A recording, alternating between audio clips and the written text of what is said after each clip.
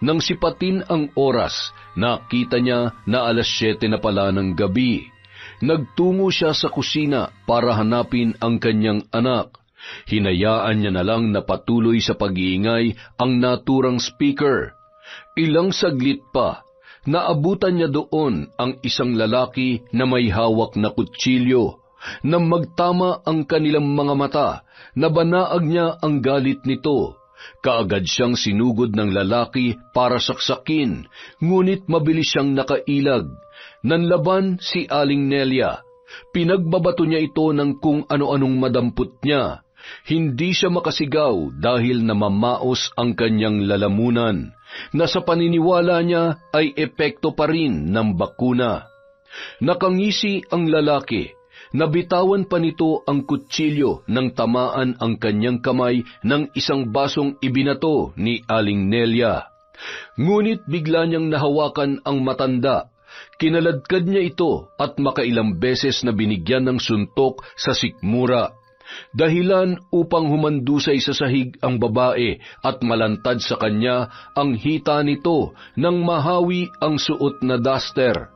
Nagmamakaawa ang matanda nang simulang hawakan ng lalaki ang kanyang mga hita.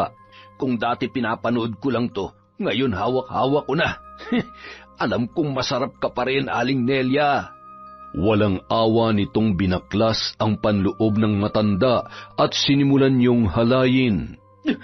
Walang hiya ka, Rohan. Kahit magpumiglas ka pa, Aling Nelia, hindi ka na makakawala sa akin. Nang makuha ang kanyang gusto, binugbog pa ni Rohan ang matanda hanggang sa nagtamo na ito ng maraming pasa. Pagkatapos ay umalis na ang binata. Nang mapansing hindi na gumagalaw si Aling Nelia, dumaan siya sa likod ng bahay, ngunit ang hindi niya alam ay nakita pala siya ni Jiboy. Paakyat na si Samuel sa hagdanan nang mapansing nakabukas ang kanilang pintuan. Naisip niyang gising na ang kanyang ina. Pero ang bumungad sa kanya ay ang mga nagkalat na mga gamit, at nakita niya na nakahandusay ang kanyang ina na bugbog sarado.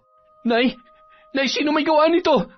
Bigla na lamang bumulwak ang dugo mula sa bibig ng matanda, kaya lalong nakaramdam ng takot si Samuel. Tulungan niyo kami! Nay, kumapit ka lang, dadalhin kita sa ospital. Nakita ni Samuel na gumalaw ang mga daliri ni Aling Nelia. Mabilis niya itong kinarga at pinatay ang Bluetooth speaker na nakasasagabal upang marinig siya ng mga kapitbahay. Tulungan niyo kami! Tulong! Mabilis na lumabas ang mga malalapit na kapitbahay at inalalayan si Samuel para madala sa ospital si Aling Nelia. Ngunit idineklara din ito na dead on arrival. Nanay, hindi mo man lang nasabi sa akin kung sinong gumawa nito sa iyo. Nang malaman mula sa doktor na ginahasa ang ina at namatay dahil sa tinamong pambubugbog, ay halos magwala na si Samuel. Sinusumpa ko, pagbabayarin kong hayop na gumawa nito. Nanay, hindi ko man lang nasabi sa iyo kung gaano kita kamahal. Sa kabilang banda, tahimik na nakatingin sa kalangitan si Jiboy nang lapitan yon ni Emerald. Ba't tahimik ka dyan? Naaawa lang ako kay Aling Nelia, ate. Sana ayos lang siya. Sino kayang walang awang gumawa nun sa kanya? Ano ba to nangyayari sa mundo? Hindi pa nga tayo nakakawala sa pandemyang to. Heto at nilooban pa sina Aling Nelia. Ate, palagay ko hindi pagnanakaw ang motibo kung bakit nangyari yan kay Aling Nelia. Bakit mo naman nasabi yan, G-Boy? Bago nagsisigaw si Kuya Samuel, nakita ko si Rohan. Kumakaripas ng takbo patungo sa maisan. Si Rohan? Ano naman ang koneksyon ni Rohan dito? Ate, baka siyang lumapastangan kay Aling Nelia. Hoy, G-Boy, huwag ka nang bibintang ha. Si Rohan pa talaga. Alam naman natin na seryosong tao si Rohan. Napakamahiyain pa nga niya. Alam mo, matulog ka na. Makibalita na lang tayo bukas kung ano ng kalagayan ni Aling Nelia. Pumasok na tayo para makapaglock na tayo ng pinto. Samantala, kinumbinsi ng kakilalang doktor si Samuel na ang ilalagay na sanhi ng kamatayan ni Aling Nelia ay COVID. Nagalit naman na tinutulan ng lalaki. Samuel, kung iahanay natin ang nanay mo sa mga biktima ng COVID, wala ka nang babayaran dito sa ospital. Hindi ka na rin gagastos para sa libing niya dahil ang gobyerno nang bahala sa cremation. Pero Dok, gusto ko pa makasama si nanay sa huling pagkakataon. Makakaya mo bang sagutin ang lahat ng bayarin? Maging praktikal na tayo, Samuel. Sa libingan din naman ang punta ng nanay mo. Napaiyak na lamang ang binata habang nag-iisip ng tamang gagawin. Dahil sa wala siyang trabaho, tiyak na mahihirapan siya kung saan kukuha ng tamang halaga para sa mga gastusin.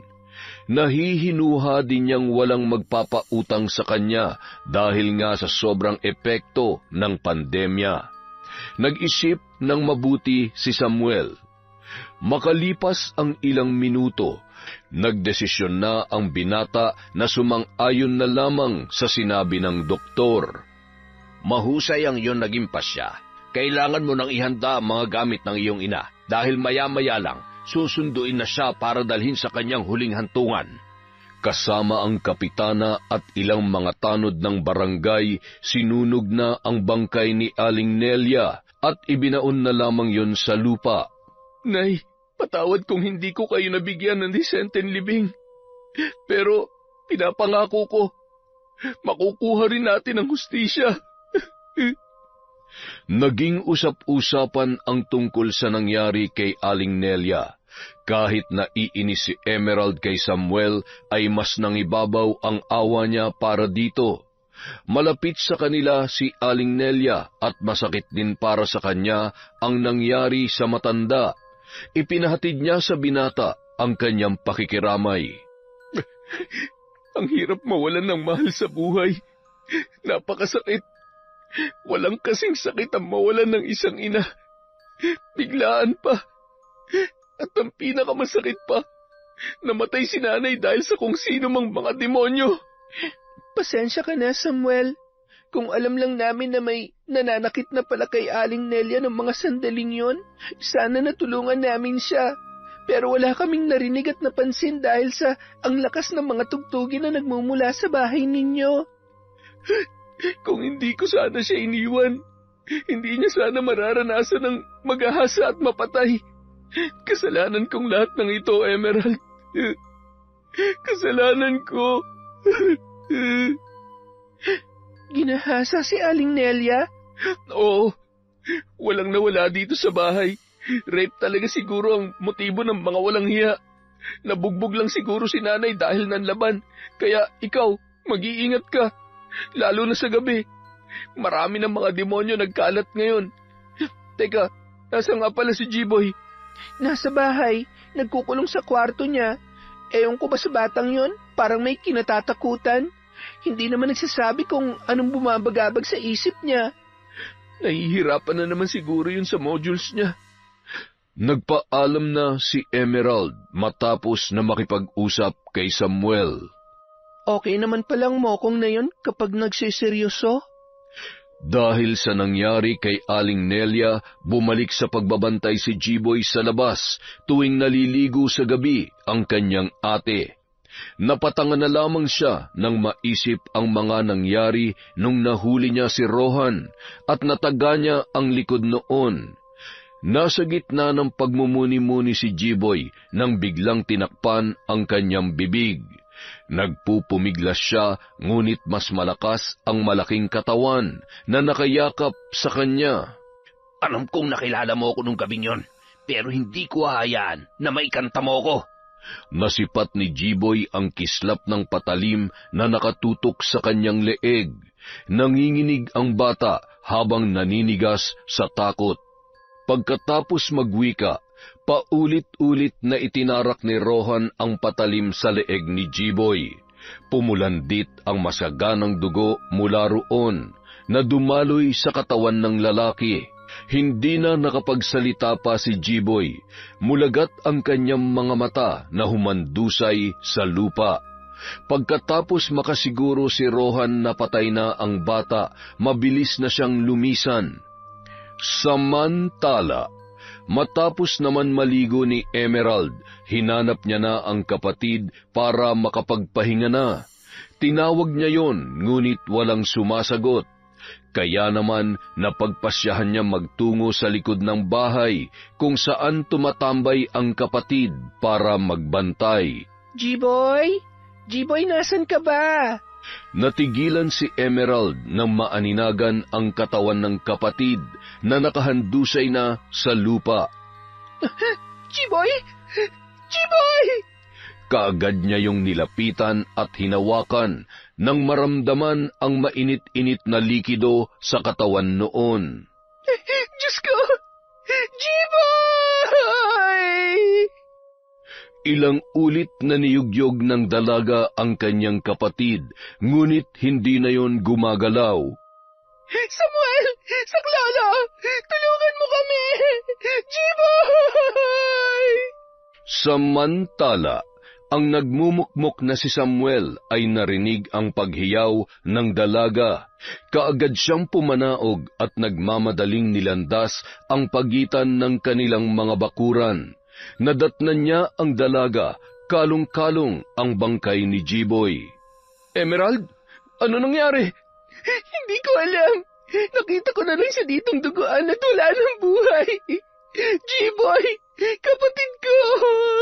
G-Boy! At ang mga nabulahaw na kapitbahay ay nagsilapitan at nakiusyoso na rin. Ay, Diyos ko! Bakit sunod-sunod ang patayan dito sa barangay natin? Nakakatakot ng panahong ito. Mas nakakatakot ang killer kaysa sa COVID-19. Ang COVID may mga sintomas pero ang killer tahimik lang na pumapatay. Magsitahimik na nga kayong dalawa dyan. Wala namang naitutulong yung mga komento ninyo eh. Ang mabuti pa, magtulungan tayong lahat para mahuli kung sino man ang salarin. Pagkatapos na mailibing si G-Boy, wala pa ring nakukuhang suspect ang mga pulis. Nung mga panahon na yun, magkaramay sina Emerald at Samuel na kinakaya ang dagok na dumating sa kanilang mga buhay. Isang gabi, habang nag-uusap ang dalawa sa likod ng bahay nina Emerald, pinapatugtog nila ang Bluetooth speaker ni Samuel. Malakas yun. Nasanay na ang kanilang mga kapitbahay doon. Basta hindi lumampas ng 9:00 ay ayos lamang sa kanila. Sa palagay mo ba, iisa lang ang pumatay kina Nanay at G-Boy? Hindi ko alam. Si Aling Nelia ginahasa. Si G-Boy pinatay lang. Kung iisa lang ang killer, anong motibo niya para patayin si G-Boy? Hindi ko rin masasagot yan. Teka, di ba nasabi mo sa akin dati na balisa at nagkukulong lang si G-Boy sa kwarto niya nung napatay si Nanay? Hindi kaya nakita niya kung sinong gumawa ng krimen? Ha? Seryoso ka ba? Ay, sorry. Wala na kasi akong ibang maisip na dahilan eh. Wait, Samuel, baka nga. Ano? Nung gabing may nangyari kay Aling Nelia, sinabi sa akin ni G-Boy na hindi pagnanakaw ang motibo ng gumawa noon sa nanay mo. Ano? Ba't ngayon mo nang sinabi sa akin yan? Sandali nga. Sabi pa niya, nakita niya si Rohan na kumakaripas ng takbo patungo sa maisan, dyan sa may likuran. Si Rohan? Oo, sabi ko nga sa kanya na mabait na tao si Rohan kaya hindi niya pwedeng pagbintangan. Mali ka, Emerald. Hindi siya mabuting tao. Malademonyo ang Rohan na yon. Teka, sandali. Kaibigan mo siya, di ba? Bakit nagagawa mo magsalita sa kanya ng ganyan? Emerald, makinig ka. Ikinwento ni Samuel kay Emerald ang mga nangyari noon. Ang pamboboso ni Rohan sa kanya, ang pagtaga ni G-Boy sa lalaki at ang pagbabanta niya rito. Diyos ko, kaya pala sinabi ni G-Boy na si Rohan ang lumapastangan sa nanay mo, Samuel. Oo, at para siguro makaganti, pinatay niya si G-Boy. At ako na ang susunod niyang target, Emerald. Isumbong na natin siya sa mga pulis. Hindi nyo na kailangan pa magsumbong dahil papatayin ko na kayong dalawa ngayon. Rohan, hayop ka. Ikaw ang papatayin ko sa ginawa mo sa nanay ko. Mabilis na sumugod si Samuel kay Rohan. Nagpambuno silang dalawa Pero likas na malakas si Rohan at mas malaki ang pangangatawan. Napailalim si Samuel at paulit-ulit na pinagsusuntok ni Rohan ang kanyang muka. Ang dalaga naman ay hindi na nakatiis pa. Kumuha siya ng kahoy para ihampas kay Rohan at tagumpay naman niyang nagawa yun. Ngunit siya naman ang pinagtuunan noon ng pansin. Mabilis siyang nahawakan ni Rohan sa buhok at kinaladkad. Nagpupumiglas si Emerald, ngunit kulang ang lakas niya para malabanan ang lalaki. Maraming sampal ang kanyang natamo mula kay Rohan at malakas siyang ibinalya nito sa lupa. Napaungol ng masakit si Emerald nang tumama ang kanyang likod sa mga nakahilerang bato. Tila nawalan siya ng lakas dahil doon. Nakangisi naman ang lalaki na pinunit ang kanyang damit at lumuwa ang 2 umbok sa kanyang dibdib. Kay tagal kong inasam na mahawakan to, Emerald. Kung dati nagkakasya lang ako sa mga larawan mo at paninilip ko sa iyo habang naliligo, ngayon abot kamay ko na ang tagumpay. Walang habas na nilamutak ni Rohan ang dibdib ng dalaga at sa pilitang pinaghahalikan. Si Emerald naman ay napapaiyak na lamang sa pandidiri at dahil na rin sa sakit ng kanyang katawan. Nang akmanang hahablutin ni Rohan ang suot na jogging pants ng dalaga, isang suntok naman ang dumapo sa kanyang muka na kanyang ikinatalsik. Nang makitang si Samuel ang gumawa noon, kaagad din yung sinunggaban ni Rohan. Hayop ka, demonyo! Alam ko, kaya nga nagpanggap akong anghel, di ba? Isang malakas na suntok ang dumapo sa muka ni Samuel na nagpaputok ng kanyang mga labi. Sunod-sunod ang pinakawalan ni Rohan na tumama lahat sa katawan ng dating kaibigan. Bugbog sarado na si Samuel at habol-habol na rin ang kanyang hininga. Makailang ulit pang sinipa ni Rohan ang nanghihina ng binata. Para to sa pagtaga mo sa akin. Ito naman, para sa pakikialam mong matikman ko si Emerald. Pero huwag ka mag-alala, maya-maya lang, makukuha ko na siya at sabay naming mararating ang langit. Hayop! Emerald, umalis ka na! Iligtas mo ang sarili mo! Samuel! Isang malakas na suntok sa sikmura ang iginawad ni Rohan kay Samuel, dahilan upang saglit na mawalan ng malay ang dati niyang kaibigan. Ilang saglit pa, muling binalingan ni Rohan ang takot na dalaga. Masosolo na rin kita, Emerald! Nilapitan niya si Emerald at makailang ulit pang pinagsusuntok, pagkatapos ay pinahiga sa lupa. Saka pinagpupunit nito ang saplot ng dalaga. Nang hihina na si Emerald, hindi na siya makabangon. Wala na siyang nagawa pa kundi takpan ng mga kamay ang kanyang dibdib. Relax ka lang, Emerald. Ibababa na natin tong panty mo, ha? Rohan, maawa ka. Huwag mong gawin sa akin to. Nagsusumamo ako. Bakit? Naawa ka ba sa akin nung makailang beses mo akong minura dahil sa mga comment ko sa post mo? Ha? Ha? Ikaw si Boy Tigas? Mismo. Hindi ka lang maganda. Matalino ka rin pala. At ako rin yung nagpadala ng bastos na mga larawan sa'yo kasama ang litrato ni Samuel. Halika na. Akmang ibababa na ni Rohan ang natitirang saplot ni Emerald nang biglang mag-blackout. Biglang natigil ang malakas na tugtog at naging napakatahimik na ng buong paligid. Yon ang kinuhang pagkakataon ni Emerald para sumigaw. Saklolo! Tulungan niyo kami! Tulong! Mga kapitbahay! Gusto pa sanang takpan ni Rohan ang bibig ng dalaga, ngunit mas nanaig na sa kanya ang takot at ang kagustuhang makatakas. Kaya iniwan niya si Emerald na halos inubos na ang buong natitirang lakas para sumigaw, dahilan upang mawalan na yon ng malay. Mabilis na kumaripas ng takbo si Rohan papasok sa taniman ng mais at tumakas na ng tuluyan dahil alam niya na pag nasikatan pa siya ng araw doon, tiyak na sa kulungan ang kanyang bagsak.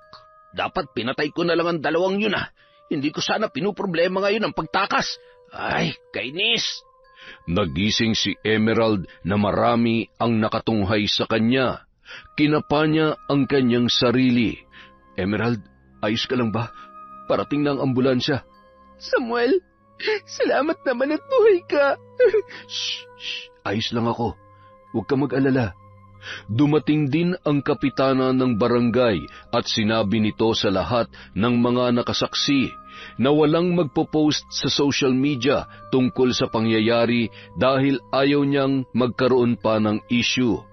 Pinaalalahanan din niya ang mga nasasakupan na oras na may magtangkang kumuha ng larawan sa dalawang biktima ay malalagot sa kanya. Bilang paggalang sa privacy ng mga ito, nagkaisa ang lahat ng mga nakasaksi na tumahimik na lamang. At huwag magbigay ng detalye o impormasyon sa social media maliban sa mga pulis na nag-iimbestiga. Makalipas ang ilang araw na pananatili sa bahay pagamutan, nakalabas na rin sina Samuel at Emerald. Ayos ka lang ba? Pinaghahanap na ng mga pulis si Rohan. Sana mahuli na siya para mapagbayaran niya lahat ng mga kasalanan niya. Sa madilim na anyo, nanginginig si Emerald habang nakakuyom ang kanyang mga kamay. Hindi na tayo maghihintay na mahanap pa siya ng mga pulis, Samuel. Ako nang gagawa ng paraan upang mapagdusahan niya ang kanyang mga kasalanan. Anong ibig mong sabihin, Emerald? Samuel, pwede mo ba akong samahan? Saan? Nang marating ng dalawa ang lugar na tinutukoy ni Emerald, kinilabutan si Samuel sa kanyang mga nasaksihan. Nasa loob sila ngayon ng isang malaking bahay na bakas ang kalumaan. Maraming tapayan ang nagkalat sa sahig. Maraming rebulto ng kung anong hayop ang nakasabit sa bawat sulok. Isang matandang babae ang humarap sa kanila. Sino ang gusto niyong maparusahan? Ibinigay ni Emerald ang litrato ni Rohan sa matanda. Siya po si Rohan. Gawin niyo po ang lahat para pahirapan siya at patayin. Mukhang napakalaki ng kasalanan niya sa inyo at nabanggit mo pa ang kamatayan. Buhay ang kanyang kinuha. Buhay niya rin ang magiging kabayaran. Masusunod, ngunit kailangan ko rin ng katiyakang kabayaran para sa ipagagawa mo, Ineng. Handa po ako magbayad. Emerald, sigurado ka ba? Kung ganoon, magdala ka dito ng alay sa paparating na kabilugan ng buwan. Sariwang dugo ang aking kailangan at pera na rin mismo. Anong klase pong dugo? Dugo ng tao. Sariwang dugo ng tao?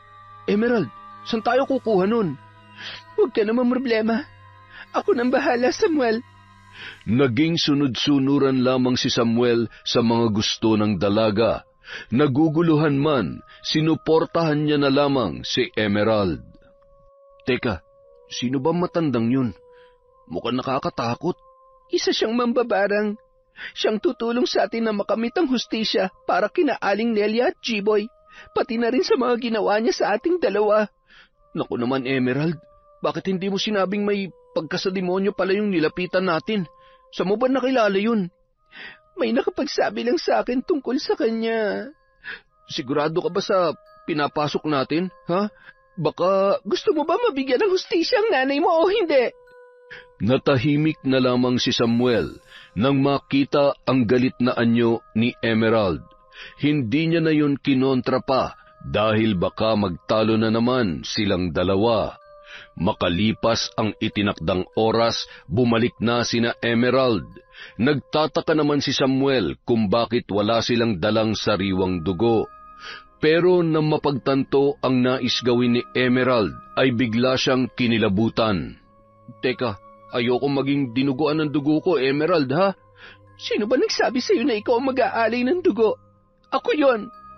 Gustong pigilan ni Samuel ang dalaga, ngunit natatakot siyang pagsabihan ito dahil nakikita niya na buo na ang loob ni Emerald sa nais noong gawin.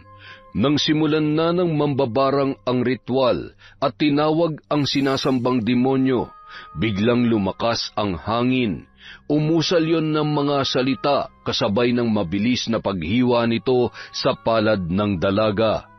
Nang pumatak ang dugo sa bilog na binuo ng mambabarang, ay nagsilabasan ang mga insekto na nagmumula sa ilalim ng lupa. Pagkatapos mag-usal muli ng mga hindi maintindihang orasyon, lumukob sa buong kalangitan ang madilim na ulap. Kasabay ng malakas na pagkulog ay ang pagkahimatay ng dalaga. Paggising ni Emerald, nasa bahay na siya. Samuel, bakit nandito tayo? Pinauwi na ako ng matanda pagkatapos niya makuha ang bayad. Alam mo, Emerald, naskam yata tayo. Hindi naman yata totoong kapangyarihan ng mambabarang na yun eh. Naniniwala akong totoo, Samuel. Nararamdaman ko. Maghintay lamang tayo. Samantala, sa malayong lugar sa gitna ng kagubatan, kung saan nagtatago si Rohan, biglang nanikip ang kanyang dibdib. Pakiramdam niya siya ay sinasakal, hanggang sa unti-unti humigpit ang tila kamay na sumasakal sa kanya, ngunit wala naman siyang nakikita. Napanganga na lamang ang binata at bigla niyang naramdaman na tila may mga insekto na pumasok sa loob ng kanyang bunganga. Napaubos siya ng malakas nang sa wakas ay nawala na ang tila sumasakal sa kanya. Nang makaramdam ng kaginhawahan, napabuga na lamang si Rohan, ngunit bigla na lang niyang naramdaman na tila may mga nagwawala sa loob ng kanyang sikmura. Napahiyaw siya sa sakit at sobrang namimilipit, hanggang sa naramdaman niya na tila binubutas ang loob ng kanyang katawan. Napaluhod at nagpagulong-gulong na lamang siya sa lupa nang may lumabas na bubuyog mula sa loob ng kanyang tiyan. Hindi lamang isa, kundi marami ang nagsilabasan doon.